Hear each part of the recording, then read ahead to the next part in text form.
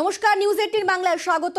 এই মুহূর্তে 5টার 5 মিশনে নিয়ে রয়েছে আমি অনিন্দিতা। আর শুরুতেই যে খবরের দিকে নজর রাখতেই হচ্ছে, গতকাল থেকেই হাওড়ার কার্নিভাল নিয়ে রীতিমতো চরম অশান্তির খবর দেখিয়েছি আমরা, এবং সেখানে গতকালকে সেই চরম অশান্তি হয় যেখানে পুরো প্রশাসক আর বিধায়ক দ্বন্দ্বে বন্ধ হয়ে যায় কার্নিভাল, এবং সেখানে মারধর করা হচ্ছে এমনটাও কিন্তু অভিযোগ ওঠে। কি কারণে? কারণ বেআইনি পার্কিং হচ্ছে, এই নিয়েই চরম অশান্তির খবর। আর তারপরই আজ সেই কার্নিভাল নিয়ে একেবারে কড়া নির্দেশ দেন তিনি, বার্তা দিয়েছেন যে আজ থেকেই সেই কার্নিভাল শুরু করতে হবে। শুনবো তিনি কি বলেছিলেন। কার্নিভাল হবে, আমি পুলিশকে সকালে ইনস্ট্রাকশন দিয়ে দিয়েছি। কার্নিভাল কমিটি বন্ধ করেছিল কালকে 8টার সময়। ওটা বন্ধ করার কোনো কারণ ছিল না। যদি কোনো রকম কেউ কাউকে কোনো কথা বলে, সেটা নিয়ে কার্নিভাল তো বন্ধ করার ব্যাপার নেই, সেটা আইনত প্রশাসনকে জানাতে পারত। এবং দুপক্ষই আমি বলবো যে আইনত যা যা অ্যাকশান নেওয়ার পুলিশ নেবে। দুজনকে অলরেডি ডিটেন করেছে। কার্নিভাল আজ থেকে আবার ফুল প্লেসে চালু হবে, এবং পুরো প্রশাসককে আমি বলবো যে নিজের মতো কাজ করতে এবং আইনত কাজ করতে কোনো অসুবিধা নেই। কেউ কোনো বাধা সৃষ্টি করলে আইনের পথে। ওখানে দলবল নিয়ে কালকে না, এটা ঠিক নয়। কার্নিভাল কমিটিকে আমি বলবো যে আজকে থেকে কার্নিভাল এক্ষুনি থেকে চালু করবে।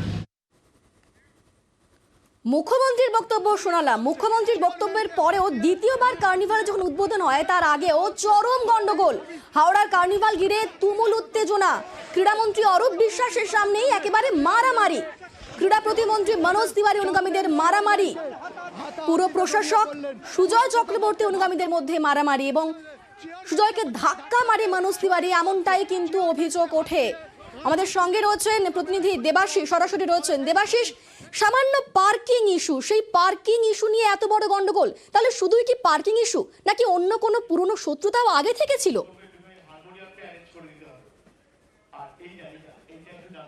দেখো, অবশ্যই এটাকে শত্রুতা বলবো না, এটাকে বলবো পুরনো দ্বন্দ্ব। তৃণমূলের মধ্যে যে অন্দরের দ্বন্দ্ব, তা কিন্তু দীর্ঘদিন ধরে ছিল। তার কারণ এর আগেও আমরা দেখেছিলাম জগাছা এলাকায় রাস্তা উদ্বোধন থেকে শুরু করে বেশ কিছু বিষয় মনোজ তিওয়ারির সঙ্গে হাওড়া যে পুরসভার যে প্রশাসক মণ্ডলীর চেয়ারম্যান সুজয় চক্রবর্তীর কিন্তু বিবাদ ঘটে, এবং বারবার জেলা নেতৃত্ব, উচ্চ নেতৃত্ব, রাজ্য নেতৃত্ব তাদের হস্তক্ষেপে বারবার সেই সমস্যা মিটলেও এই যে পার্কিং ইস্যু, সেটা কিন্তু শুধুমাত্র একটা ছুতো। তার কারণ শিবপুর বিধানসভা অঞ্চলে এই কার্নিভাল হলো, মনোজ তিওয়ারিকে কিন্তু সেই কমিটিতে রাখা হয়নি। তার কারণ এটা পুরসভার সরাসরি কোনো কার্নিভাল নয়, এটি একটা কমিটি গঠন করে কার্নিভাল হয়েছিল। ফলে সেই কার্নিভালের কমিটিতে মনোজ তিওয়ারিকে রাখা হয়নি। সেইখানেই কিন্তু একটা ক্ষোভ আগে থেকেই ছিল। সেই ক্ষোভে আগুন বা ঘি জ্বালা হয়, সেটা হচ্ছে পার্কিং। সেখানে অভিযোগ যে হাওড়া পুরসভার এক কর্মী সে এই পার্কিং জোন বেআইনিভাবে চালাচ্ছে, সাধারণ মানুষের থেকে টাকা নিচ্ছে। পার্কিং মেলা বা এইসব ব্যাপারে সেখানে কেন মানুষের থেকে টাকা নেওয়া হবে, সেই অভিযোগ ঘিরেই কিন্তু গতকাল মনোজ তিওয়ারি কার্নিভালের গেটে আসে, এবং তারপর কিন্তু দেখা যায় যে পুরো কর্মীকে মারধর করা হচ্ছে, সেই ছবি সামনে আছে। এবং তারপরেও সবাই ভেবেছিল এই সমস্যা মিটে যাবে, কিন্তু নিরাপত্তা, সেখানে পুরো প্রশাসক যখন রাত্রিবেলা সেখানে ঢোকে, সেখানে তাকে হেনস্থা করা হয়। এরপরেই নির্দেশ দেওয়া হয় পার্কিং বন্ধ বা এই কার্নিভাল বন্ধ করে দেওয়া হবে। কিন্তু অবশ্যই মুখ্যমন্ত্রীর নির্দেশে সেই কার্নিভাল আবার চালু হলো, কিন্তু চালু হওয়ার মুখেই ফের আরো একবার তাল কাটলো সেই দ্বন্দ্ব, সেই মারামারি। প্রকাশ্যে পুলিশ কমিশনার, জেলা শাসক, উল্টে কি রাজ্যের মন্ত্রী অরূপ বিশ্বাস, তার সামনে মারামারি হলো, এবং তারপর অবশ্যই কার্নিভাল শুরু হয়েছে। একেবারে পরে অবশ্য অরূপ বিশ্বাসের হস্তক্ষেপে পরিস্থিতি নিয়ন্ত্রণে আসে, এবং পরে অরূপ বিশ্বাসের সামনেই মনোজ তিওয়ারিকে ফুল দেন সুজয় চক্রবর্তী, এবং কোনো দ্বন্দ্ব নেই। দুজনকে পাশে নিয়ে বার্তাও দিয়েছেন অরূপ বিশ্বাস। দেখছেন সেই ছবি যেখানে দ্বিতীয়বার কার্নিভালের উদ্বোধন হয় এবং সমস্ত পরিস্থিতি নিয়ন্ত্রণে আনা হয়।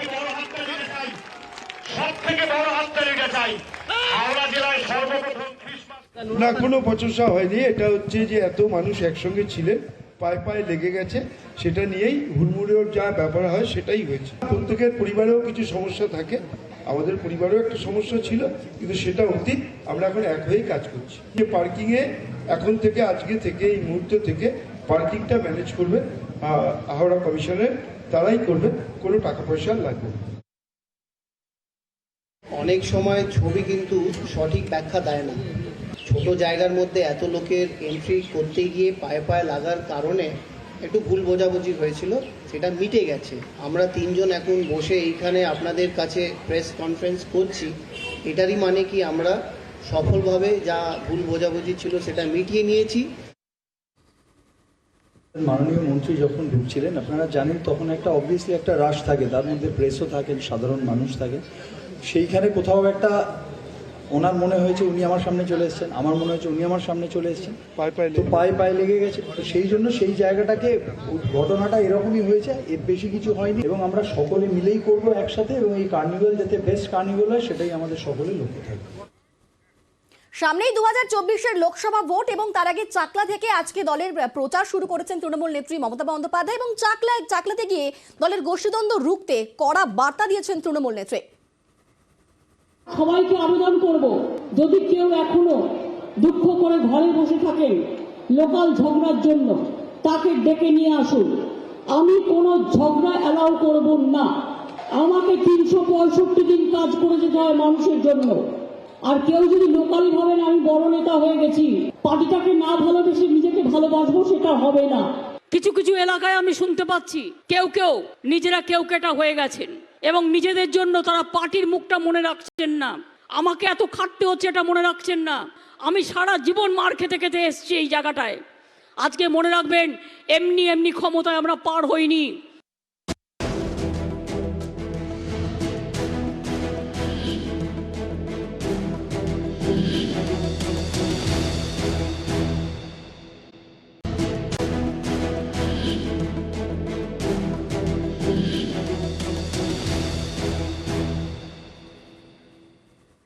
নিয়োগ দুর্নীতি মামলার তদন্তে চূড়ান্ত পর্যায়ে সিবিআই। 2 আলাদা খসড়া তালিকা প্রস্তুত সিবিআইয়ের একটি তালিকায় প্রভাবশালীদের নাম রয়েছে আর আরেকটি তালিকায় এজেন্ট ও মিডলম্যানদের নাম রয়েছে। আমাদের সঙ্গে সরাসরি রয়েছেন অর্ণব। এই যে তালিকাটা মোটামুটি সবারই জানা রয়েছে, তো এই তালিকা দিয়ে বিচারপতি কি জানতে চাইছেন এবং সিবিআই তারা বা কি বোঝাতে চাইছে?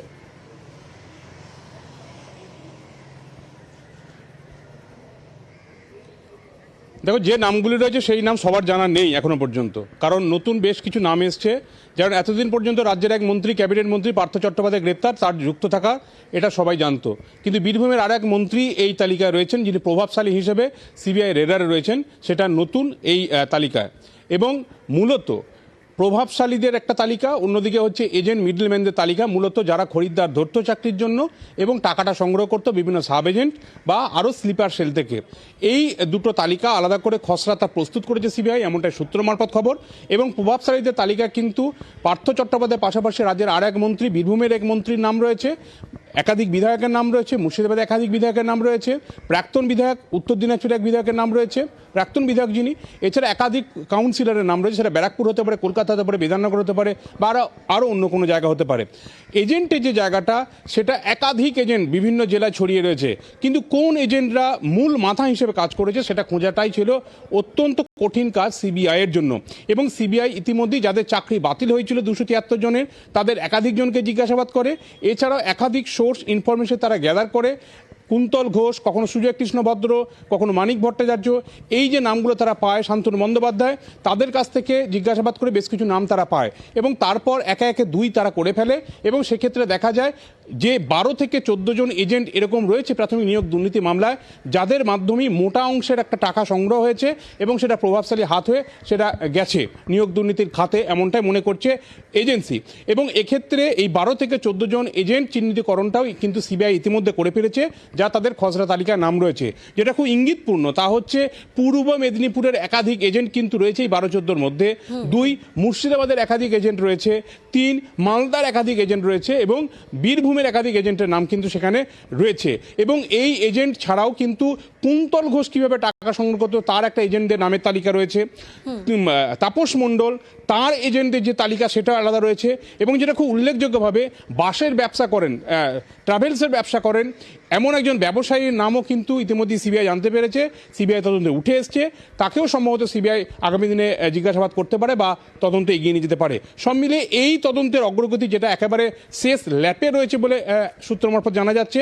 আগামী সপ্তাহে, জানুয়ারি মাসের প্রথম সপ্তাহে বিচারপতি অমৃত সিনহার বেঞ্চে তদন্তের অগ্রগতি রিপোর্ট যখন সিবিআই ফাইল করবে, সম্ভবত মনে করা হচ্ছে এই ধরনের রিপোর্ট বা এই ধরনের খসড়া একটা তালিকা তারা কিন্তু প্লেস করতে পারে কলকাতা হাইকোর্টে। বেশ, আর অপরদিকে সিবিআই যখন তার লিস্ট নিয়ে প্রস্তুত, সেদিকে শিক্ষক নিয়োগ দুর্নীতি তদন্তে আবারও ইডির তল্লাশি। কলকাতায় 9টি জায়গায় ইডির তল্লাশি অভিযান, মানিকতলায় 2 ব্যবসায়ীর ফ্ল্যাটে তল্লাশি, আর সেই ব্যবসায়ীদের হাত ধরেই কালো টাকা সাদা করার অভিযোগ উঠছে। বড়বাজারে সিএর অফিসেও ইডির তল্লাশি অভিযান। আলিপুরে ব্যবসায়ীর বাড়িতে ইডির তল্লাশি। ভবানীপুর, বেলেঘাটা, কেষ্টপুর সেখানেও ইডির তল্লাশি অভিযান। আমাদের সঙ্গে রয়েছেন অনুপ। কি আপডেট উঠে এলো এখনো পর্যন্ত? শিক্ষক নিয়োগ দুর্নীতি মামলায় ইতিমধ্যে কলকাতার 9টি জায়গায় ইডির মূলত তল্লাশি। একদিকে যেমন যে 2 ব্যবসায়ী অর্থাৎ সুবোধ সচার এবং অশোক ইয়াদুকা, এই 2 ব্যবসায়ীর যে ফ্ল্যাট, সেই ফ্ল্যাটে কিন্তু মানিকতলা এলাকায় সেখানে যে দীর্ঘ তল্লাশি করা হয়েছে শুধু তাই নয়, তারই পাশাপাশি বড়বাজার এলাকায় আরো একজন চার্টার্ড অ্যাকাউন্টেন্ট, তার যে অফিস সেখানে কিন্তু দীর্ঘ তল্লাশি করা হয়। অন্যদিকে দেখা যাবে যে শুধুমাত্র দীঘাটাকে যেমন বলা হচ্ছে, যেখানে 2 ব্যবসায়ী তাদের যে বাড়িতে তল্লাশি করা হচ্ছে, যে মূলত কালো টাকা যে সাদা করার যে প্রক্রিয়া হয়েছিল ইডি আজকে কিন্তু নিশ্চিত। বিভিন্ন জায়গায় যখন তল্লাশি করা হয়েছিল, পাশাপাশি কয়েকজনকে জিজ্ঞাসাবাদ, সেই জিজ্ঞাসাবাদের সূত্র ধরেই কিন্তু বেশ কিছু তথ্য হয়, যেখানে দেখা যাচ্ছে হাওয়ালার মাধ্যমে শিক্ষক যে সাদা কালো টাকা সেটা কিন্তু গোটা সাদা করার প্রক্রিয়া হয়েছিল এই সমস্ত ব্যবসায়ের মাধ্যমে। এবং সেই কারণেই তাদের এই ফ্ল্যাটে যেমন তল্লাশি হচ্ছে, তাদেরকে জিজ্ঞাসাবাদ করা হচ্ছে। তাই নয়, অন্যদিকে দেখলে দেখা যাবে যে বড়বাজারে যে চার্টার্ড অ্যাকাউন্টেন্ট, তার নামও কিন্তু আগে উঠে এসেছিল এবং সেই কারণেই তার অফিসে তল্লাশি, তার ডিরেক্টর, সেই কোম্পানির ডিরেক্টর, তারকেও কিন্তু জিজ্ঞাসাবাদ করছে ইডি আধিকারিকরা। মূলত সকাল 6:30 থেকে তল্লাশি অভিযান শুরু হয়েছে। আর বিভিন্ন জায়গায় যখন তল্লাশি হয়েছে, তারই পাশাপাশি উল্লেখযোগ্য হচ্ছে যে ব্যবসায়ী একেবারে সরাসরি কিন্তু একেবারে নিয়োগ দুর্নীতিতে টাকা, শিক্ষক কালো টাকা কিন্তু একেবারে সাদা করার প্রক্রিয়া। অনুপ, তোমাদের সঙ্গে থাকো, আমরা আরো একটি খবরের দিকে নজর রাখবো।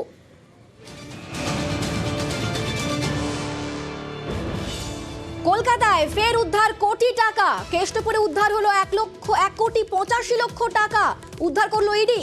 বিহারের সাইবার প্রতারণা মামলায় তল্লাশি। আমাদের সঙ্গে রয়েছেন অনুপ, কে সেই ব্যক্তি? সাইবার প্রতারণায় কিভাবে যুক্ত সেই ব্যক্তি? কেষ্টপুর রবীন্দ্রপল্লী তালবাগান এলাকা, মূলত এখানে কিন্তু ইডি হামলা গতকাল শনিবার থেকে ইডি দীর্ঘ যে তল্লাশি, রাত ভোর কিন্তু তল্লাশি করা হয় এবং তল্লাশির পরে কিন্তু দেখা যায় যে তার বাড়ি থেকে 1,85,00,000 কিন্তু টাকা উদ্ধার হয়। মূলত বিহারের পাটনা এলাকায় একটি সাইবার ক্রাইম প্রতারণা মামলা হয়েছিল, সেই মামলার পরবর্তী তদন্তভার নেয় বিহারের ইডি টিম। তারপরে কিন্তু সেই নাম্বারের সূত্র ধরেই দেখা যায় যে রবীন্দ্র যাদব নামে এক ব্যক্তি কেষ্টপুর রবীন্দ্রপল্লী এলাকায় তিনি কিন্তু গা ঢাকা দিয়েছেন। ইডির পক্ষ থেকে সেই এলাকায় কিন্তু গতকাল রাতেই পৌঁছো, যদিও তিনি বাড়িতে ছিলেন না, বাড়ি যাতে ভাড়া থাকতেন তার সঙ্গে কথা বলে ও বাড়িতে যে দীর্ঘ তল্লাশি করা হয়, সেখান থেকে বিপুল পরিমাণে কিন্তু টাকা উদ্ধার হয়েছে। ইতিমধ্যে সেই যে অভিযোগ রবীন্দ্র যাদব, তার যেমন খোঁজ করা হচ্ছে, মনে করা হচ্ছে আরো কিন্তু টাকা কোথাও লুকিয়ে রাখা হতে পারে, সেই টাকা কিন্তু ইতিমধ্যে ইডির পক্ষ থেকে খোঁজ করা হচ্ছে। বেশ, সামনেই 2024-এর লোকসভা ভোট। সেই লোকসভা ভোটের আগে ফের নাগরিকত্ব ইস্যুতে তরজা। দুদিন আগেই বঙ্গে এসে সিএএ নিয়ে সওয়াল করেছিলেন স্বরাষ্ট্রমন্ত্রী অমিত শাহ, আর আজ চাকলা সভা থেকে রীতিমতো সুর চড়ালেন মমতা বন্দ্যোপাধ্যায়। आज मैं आप सबके सामने कहकर जाता हूं, सीए इस देश का कानून है, इसको कोई रोक नहीं सकता, सबको नागरिकता मिलने वाली है। ये हमारी पार्टी का कमिटमेंट है। जो भाई आसपास के राज्यों से प्रताड़ित होकर यहाँ आए हैं, उनको धर्म परिवर्तन की धमकी देकर भगाया गया है, उनके सम्मान की, उनके मान की, इनकी संपत्ति की, उनके अच्छे जीवन की रक्षा करना हर हिंदुस्तानी का फर्ज है और ये होकर रहेगा। নাগরিকত্ব, আপনারা সবাই নাগরিক দেশের, মনে রাখবেন। নাগরিক যদি না হন, আপনি রেশন পাচ্ছেন কি করে? নাগরিক যদি না হয়, আপনারা স্বাস্থ্যসাথী পাচ্ছেন কি করে? নাগরিক যদি না হন, আপনার প্যান কার্ড হচ্ছে কি করে? আপনার আধার কার্ড হচ্ছে কি করে? আপনাদের রেশন কার্ড হচ্ছে কি করে? এগুলো একটা ছলনা। আগে সিটিজেনশিপ কার্ড ডিএমদের হাতে ছিল, এখন কেড়ে নিয়েছে রাজনীতি করার জন্য।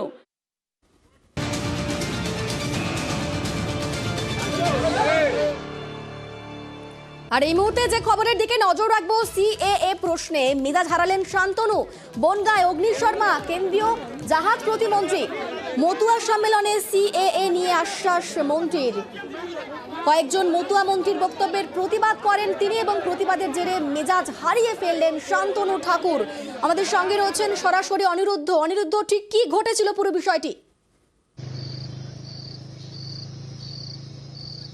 দেখো, তোমাকে জানিয়ে রাখি যে আজ বনগাঁ ট্যাংরা কলোনিতে একটি মতুয়া সম্মেলন ছিল। সেই সম্মেলনেই উপস্থিত ছিলেন কেন্দ্রীয় জাহাজ প্রতিমন্ত্রী শান্তনু ঠাকুর। তিনি বক্তব্য রাখতে গিয়ে সিএ এর সমর্থনে বক্তব্য রাখেন এবং গ্যারান্টি দেন যে 2024 সালের লোকসভা নির্বাচনের আগে সিএ হবেই, কেউ রোধ করতে পারবে না। এই বক্তব্যের প্রেক্ষিতেই পরবর্তীতে এই মন্দির কমিটির সম্পাদকের সঙ্গে তর্কাতর্কিতে জড়িয়ে পড়েন। মন্দির কমিটির সম্পাদক দাবি করেন যে যেহেতু এখানে ধর্মীয় অনুষ্ঠান, সেখানে কেন রাজনৈতিক বক্তব্য রাখা হলো।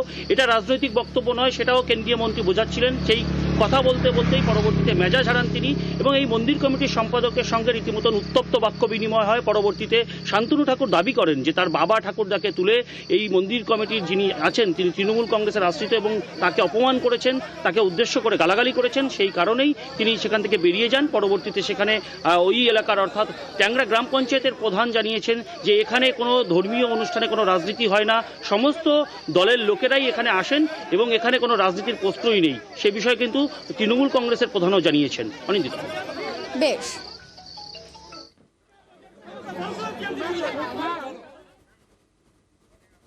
আর এবার কলকাতা পুরসভার 111 নম্বর ওয়ার্ডের ছবি আপনাদের দেখাবো, যে ওয়ার্ডে একাধিক এলাকায় ড্রেন নেই, ফলে একবারই নোংরা জল যাচ্ছে আরেক বাড়ির লাগোয়া এলাকাতে। একেবারে অত্যন্ত নোংরা সেই ছবি।